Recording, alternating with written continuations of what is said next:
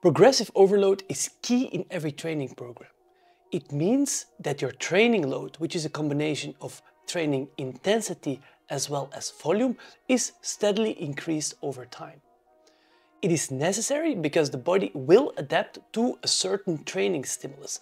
And when that training stimulus is not increased over time, your performance will plateau or stall out.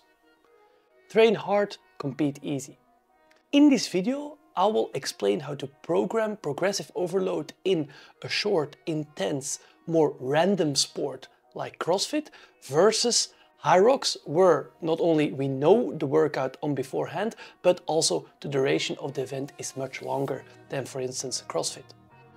So if you are someone who is struggling to find the right structure in your CrossFit or HYROX training plan, I think this video will be very interesting for you. All right, let's get into it.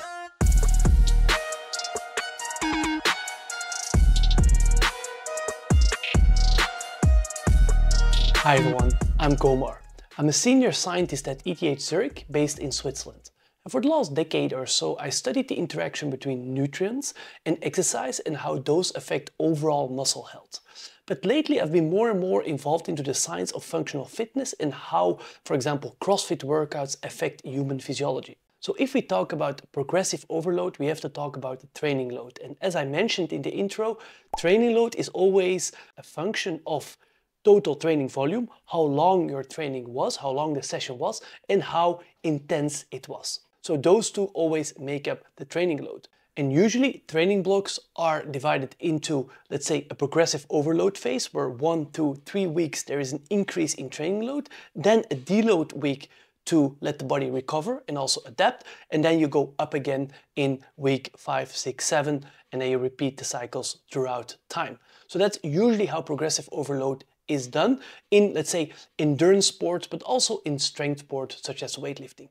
But obviously, when you look at, let's say, the demands of CrossFit, we are talking about a different beast. It's not that simple to easily implement progressive overload in such a random sport, or at least a varied sport such as CrossFit. First, we don't really know which workouts are going to come up. We kind of know the movements, obviously, but we don't know in which structure, in which intervals, how long it will be. We know that the level of skill is very high and that the durations are going to be, let's say, in a competition, usually, not always, usually in, let's say, regular competition, going from very short, for example, 3 seconds, a 1RM deadlift or a 1RM snatch, very short, towards longer, Fran, Karen, for example, 21, 15, 9 thrusters and pull-ups. We all know that one, which takes around 2 to 4 minutes. And then we have workouts that are usually in, let's say, the CrossFit intensity space, which are, for example, Helena is around 7 minutes, 7 to 12 minutes, and longer workouts, body weight workouts, for example, like Cindy, which is 20 minutes. And if you show up to a competition, we know, okay, all this range of time domains and different modalities can show up. So how can you actually progressively overload for such a sport? And now we have to look at how does a normal training plan look like for, let's say, an RX athlete or someone who wants to get better in competitions and just in CrossFit overall. And this is just purely an example for you to look at. Obviously, this is for everyone different and it's just to show you how you can structure it. For example, Monday, you could have a strength day, upper body, and then in the afternoon, after some rest, you could have some 4-time gymnastics. What do I mean with that? You have an intense workout where you want to complete as much work as possible 4 times, right? So high intensity, typical CrossFit style workouts. Then Tuesday, you have the same, let's say, strength, lower body, and an AMRAP of weightlifting and barbell cycling. Again, just a pure example. AMRAP, what does it mean? It's as many reps as possible within a given time frame. For example, usually it's 8 to 15, 16 minutes, where the person does certain amount of reps and just keeps repeating the amount of reps and also rounds. Then you would have a rest day on Wednesday.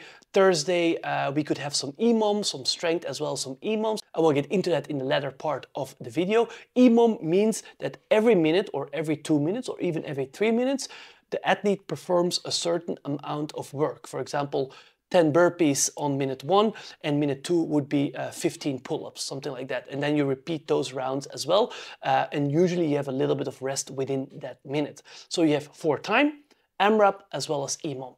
Everyone who's in the CrossFit space knows this terminology very well. Then you could have some conditioning on Friday, for example, some pure erg work, some monostructural work, and then again a 4-time workout in the afternoon of bodyweight movements such as Cindy or Annie or anything around that. And then on Saturday you could have one session where you do 3 times an AMRAP with some rest in between. This is just a typical, let's say, training plan for a pretty advanced athlete that would increase his capacity over time. But the question now, and the question clearly of this video, is how would you incorporate progressive overload in this training plan? Because, for example, if you always program 4-time workouts and even AMRAPs, the athlete will just go at this threshold, at the maximal amount of power he can produce within a certain time frame. It will always be super intense and you don't really know how much actual work the person has been producing. So how can you then increase the amount of work that the person is producing over time? That's going to be difficult if the intensity is always 100%. One of the first tips I can give you on how to implement progressive overload in CrossFit, and what I do myself as well all the time, is simply adopting EMOMs. For example, here, let's take a 7-week training plan. Obviously, you can extend this much more, but just for your example, first 2 weeks, you do a 15-minute EMOM of the first minute 10 burpees, second minute 10 pull-ups, and then 10 calories on the Concept 2 bike or on the Echo bike, all right? You do this, whatever, 2 times a week for 2 weeks, so 4 sessions in total.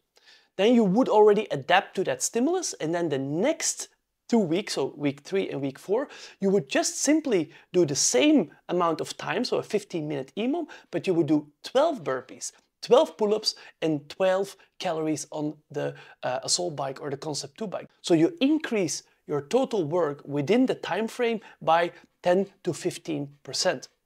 Then you would have a rest week or a deload week on week 5, and then go again on week 6 and 7. This is just an example where you then again would increase the amount of reps within that minutes. So I think that's a very good way to implement progressive overload for CrossFit. Another way, or we're talking about mostly about gymnastics, but you can also do single modalities. For example, a very good one I like myself, you do a 12-minute EMOM, so 12 minutes of 8 thrusters. Just within that minute, you do 8 times 8 thrusters at 95-65, pretty light in this case, but obviously it adds up if you have to go every minute. And then week 3 and week 4, you go for 10 thrusters, and then week 6 and week 7 you go for 12 thrusters or even 13 thrusters, depending a little bit on your capacity. So that's a really good way for yourself or for your athletes or for your affiliate to implement this progressive overload, because I know the sport is varied, but it cannot be completely random, because then after a while athletes will stall out and just simply do not progress anymore if there's no added stimulus towards the training. So let's look at another sport which is obviously very close and also a derivative of CrossFit, which would be HYROX. And HYROX is different in CrossFit mostly because, one, it is much longer. It is 60 to 90 minutes for most athletes as well, and that's the key part here. We know exactly what the event will be.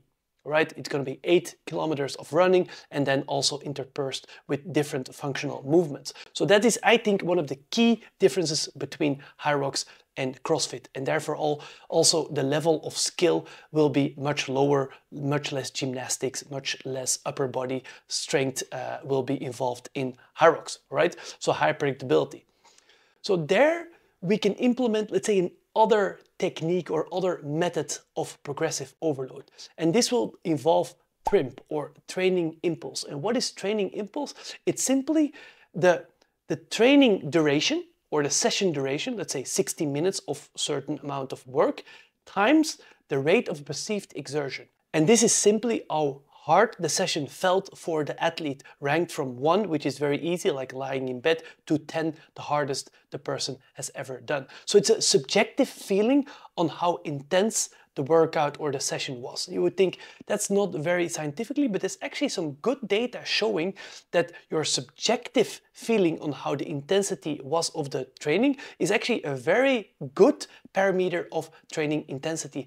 And therefore TRIMP has been widely used by other, let's say, coaches and in other sports to define training load. And I think it's a very good way, certainly in HYROX, where we know we have a very predictable sport. So for example, like cycling, endurance, running, or other more endurance sports. So how would you then implement it in HYROX? This is again just an example, but just to show you how you can do it. For example, on Monday you would have, the topic would be basic conditioning. For example, zone 2 on the rower for 60 minutes. The athlete does 60 minutes of training, right? And obviously it's a low intensity, so the RPE will be low, 2 to 3. If you then calculate the TRIMP, very easy, it's 60 times 3, which would be 180 of TRIMP for that athlete for that day. Tuesday you do the same. For example, a compromised running day where you would do a longer session at a higher rate of perceived exertion, for example a 7, which would equate to 490 of TRIMP, which is an arbitrary unit obviously, so a higher load. And this you can then repeat for Wednesday, Thursday. For example, Thursday you do a HYROX simulation of 90 minutes at RPE 6, so an easy session, so it doesn't mean that the athlete always has to go super hard all the time, right? And this would yield the highest TRIMP at 540, and then again you have an easier day on Friday and Saturday and so forth. This is just an example. And then you can have the total weekly TRIMP, where you can then calculate your progressive overload, as I showed in the beginning of the video. Good, I wanted to make a little bit of a shorter video compared to my usual video, so we already arrived to the take-home message of today. Progressive overload. Right? What is progressive overload? It's simply increasing the total training load throughout time. And in CrossFit it's going to be quite difficult because you have so many different modalities as well as time domains, right? So a good way to do it is just implementing EMOMs, where you every 2 weeks, every 3 weeks, whatever you want, increase the amount of reps within that minute of the same movements. That's quite important as well. So you could increase by 10 to 15% every 2 to 3 weeks. And then in HYROX, because it's simply much more predictable, you can work much better with TRIMP. And TRIMP would then simply be the total duration of the session in minutes times an RPE, which is a subjective score of total intensity or training intensity. So just as a side note, obviously you can combine these two. You can incorporate EMOMs into HYROX, and you can also incorporate TRIMP into CrossFit. But just to make it more simple for you guys, for the viewer, I just wanted to separate them here in this table. So maybe you remember from the last video, I started to ask a question about the content of the video at the end of the video. And if you correctly fill out the answer to that question in the Google survey, which is in the description below, and are also subscribed to the channel, you have a chance to win or a voucher for a free one-to-one consultation with me for 1 hour, which is worth $100, so that's quite a nice price, or 1 month of free training plans available through our website as well. So it only takes 2 minutes of your time. It's very interesting to see if people answer the right things in that Google survey.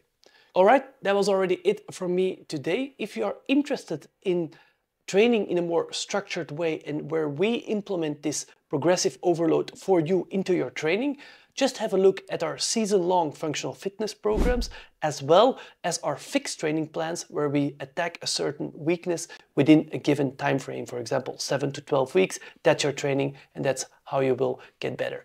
I'm also super excited to say that I finally opened, due to high demand, I have to say, some one-on-one consultation spots. So if you're having some questions about things I say in the videos, or how to implement certain aspects into your training, or how to manage your affiliate, or just become a better coach or athlete, you can book those 15 minutes up to 60 minutes of one-on-one consultation via our website too. All right. Thanks again for watching, really appreciate it. Give us a thumbs up and also a subscribe. And for now, see you in the next one. Ciao.